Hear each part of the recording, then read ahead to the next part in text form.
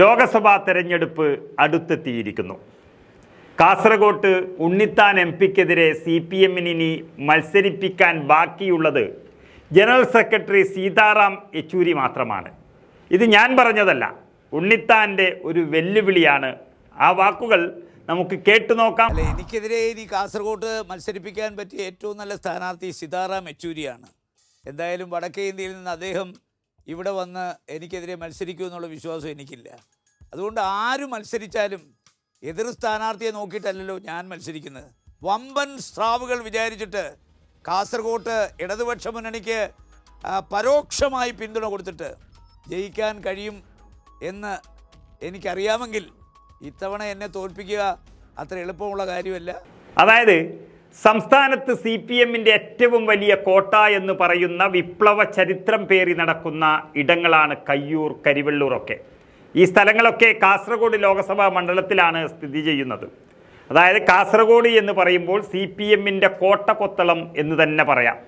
എന്നാൽ ലോകസഭാ തിരഞ്ഞെടുപ്പ് അടുത്തെത്തി നിൽക്കുന്ന ഈ സമയത്ത് CPM-ന് ഒരു സ്ഥാനാർത്ഥിയെ പോലും കണ്ടെത്താൻ കഴിയാത്ത മണ്ഡലമായി മാറുകയാണ് കാസർഗോഡ്. കാരണം CPM-ന് നേതാക്കൾ ഇല്ലാഞ്ഞിട്ടല്ല, നിലവിലെ MP രാജ്മോഹൻ ഉണ്ണിത്താനെ തോൽപ്പിക്കാൻ പറ്റിയൊരു നേതാവ് CPM-ന് കാസർഗോട്ട് ഇല്ല എന്ന് ഉറപ്പിച്ച് തന്നെ പറയാം. അത് കാസർഗോട്ടുകാർ തന്നെ സമ്മതിക്കുന്ന ഒന്നാണ്. ഉണ്ണിത്താൻ കാസർഗോഡിൻ്റെ MP ആയി 5 വർഷമാകാൻ ഇനി 5 മാസം മാത്രമേ ബാക്കിയുള്ളൂ. അപ്പോൾ അദ്ദേഹത്തോട് താരതമ്യപ്പെടുത്താൻ കാസർഗോട്ട് ഒരു നേതാവില്ല എന്ന് മാത്രമല്ല, 35 വർഷം അടക്കി ഭരിച്ചിരുന്ന CPM-ന്റെ ഒരു MP പോലുമില്ല ഉണ്ണിത്താനോട് താരതമ്യപ്പെടുത്താൻ എന്നുള്ളതാണ് സത്യം. MP എന്ന് പറയുന്ന ഒരാൾക്ക് ഇത്രയൊക്കെ ചെയ്യാനുണ്ട് എന്ന് കാസർഗോട്ടുകാർ അറിഞ്ഞത് ഈ 5 വർഷത്തിനിടയിലാണ്. അതുകൊണ്ട് തന്നെ അദ്ദേഹത്തിന് എല്ലാ വീടുകളിലും ഒരു സ്ഥാനമുണ്ട്. മരണവും വിവാഹവും മാത്രമല്ല, നൂലുകെട്ടും പാലുകാച്ചും ഒക്കെ ഉണ്ണിത്താൻ വേണം കാസർഗോട്ടുകാർക്ക്. ഇതൊക്കെ നേരിട്ടറിയാവുന്നൊരു വ്യക്തി എന്നുള്ള നിലയ്ക്കാണ് ഇത് പറയാൻ കാരണം. പ്രത്യേകിച്ചും മതന്യൂനപക്ഷങ്ങളുടെ ഇടയിൽ അപാരമായ പിന്തുണയാണ് രാജ്മോഹൻ ഉണ്ണിത്താനുള്ളത്.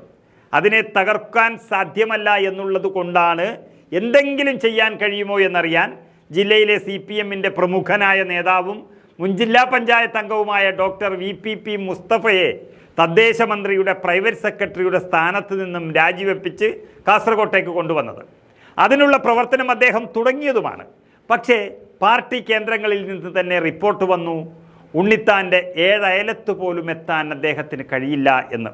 മുസ്തഫക്കെന്നല്ല, അങ്ങനെ ഒരു ന്യൂനപക്ഷ വിഭാഗക്കാരനും ഉണ്ണിത്താനോട് മുട്ടാൻ കാസർഗോട്ട് ആയിട്ടില്ല.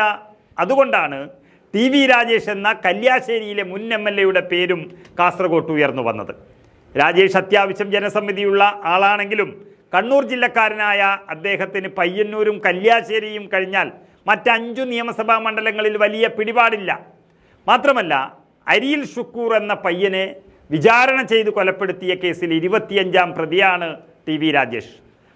ആത്തിക്ക ഉമ്മയുടെ മുഖം കണ്ട ഒരാൾക്കും TV രാജേഷിന് വോട്ട് ചെയ്യാൻ കഴിയില്ല എന്ന് CPM തന്നെ ഉറപ്പിച്ചിരിക്കുന്നു.